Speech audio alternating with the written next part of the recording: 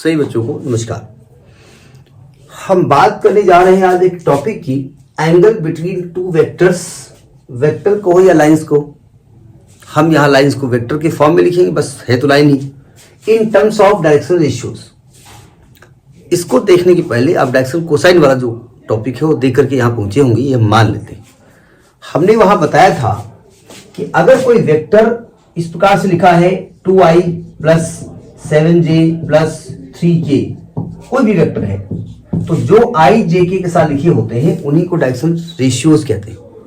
और अगर ये यूनिट वेक्टर लिखा होता है तो जो i jk के साथ लिखा होता है उसको हम डायरेक्शन कोसाइंस कहते हैं। याद है, ये हमने बताया था।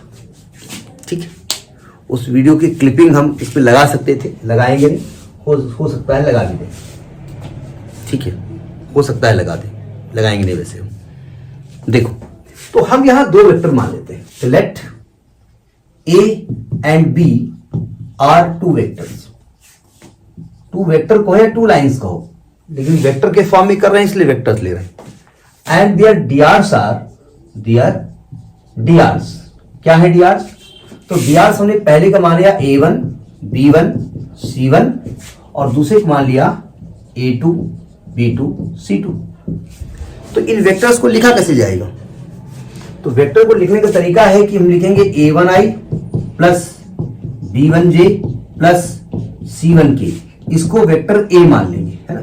वहां पर वेक्टर A ही मानते थे, लेकिन A कैप होता था, यूनिट वेक्टर होता था। और B वेक्टर को क्या लिखेंगे?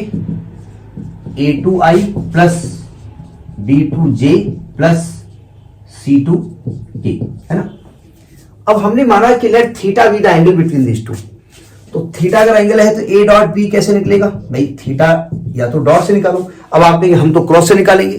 भैया अगर क्रॉस से निकालोगे ना तो आपको a b sine theta into n cap होता है। तो आपको क्रॉस प्रोडक्ट के लिए वेक्टर प्रोडक्ट में जाना पड़ेगा और फिर वो वेक्टर फॉर्म में आएगा, फिर आपको मॉड लेना पड़ेगा, तब आप उसकी वैल्यू निकालेंगे ना। इसलिए बेहतर है आराम से डॉट का यूज करिए। तो आएगा a dot mod a mod b cos theta. तो यहां से कॉस थीटा क्या निकलने वाला है? A dot b upon mod of a. Writing गंदी है, इसको मैनेज करिएगा। ए डॉट बी कैसे निकलेगा? A1i plus B1j plus C1k dot A2i plus B2j plus C2k अपान। देखिए वहां पर जब हम बात करते थे, हम बार बार वहां पर क्यों कह रहे हैं? क्योंकि वहां डीसी डीआर का कंसेप्ट बताया गया था।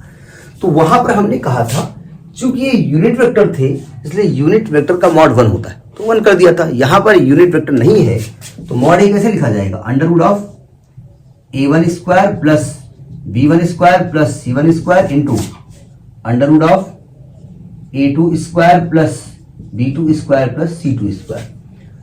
तो अल्टीमेटली कॉस थीटा क्या निकलने वाला है? डॉट प्रोडक्ट करना आपको आता है, आई डॉट आई 1 हो जाएगा। आई का जे से अगर डॉट करेंगे तो आई और जे के बीच एंगल 90 डिग्री होता है। I is along X axis and J is along Y axis. तो चूंकि डॉट पे कॉस आने वाला है तो आप जानते हैं डॉट में आई का आई से होता है, जे का जे से होता है और के का के से होता है। तो क्या हो जाएगा? A1 A2 plus B1 B2 plus C1 C2 upon under root of A1 square plus B1 square plus C1 square into under root of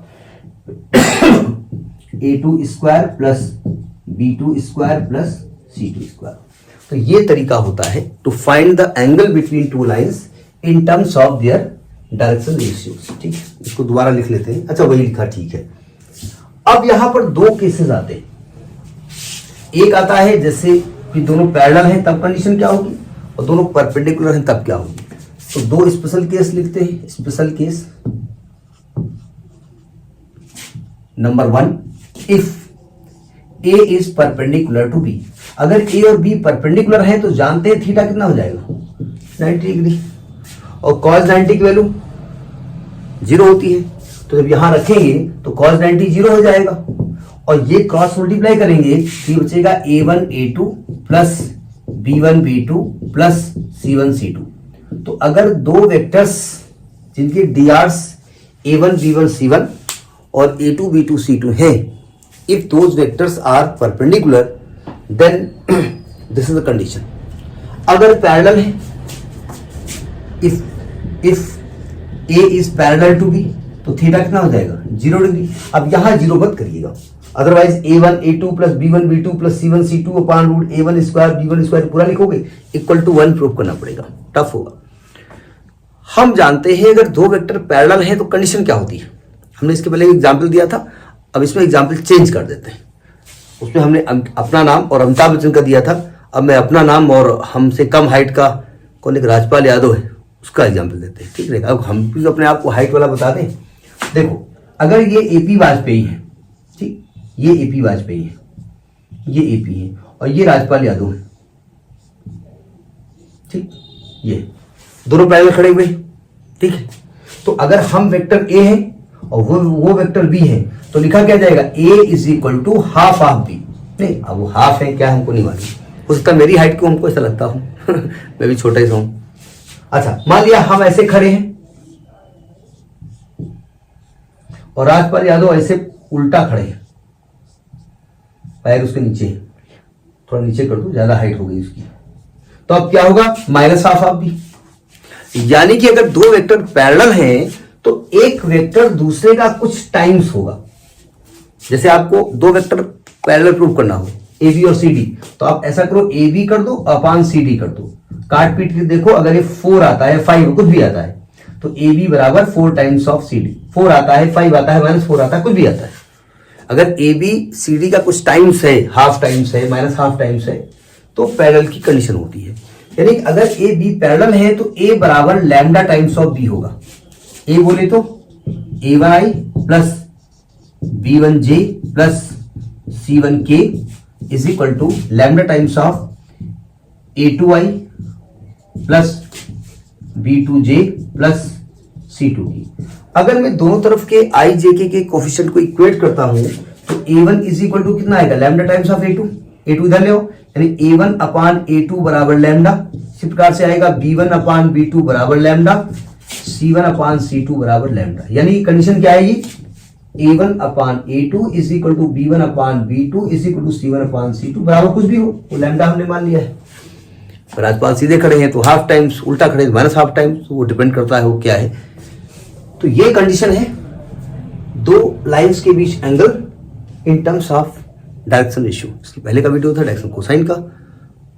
आपको अगर मेरा वीडियो लाभदायक लगे then you subscribe it, otherwise what you want to do you can do. नमस्कार.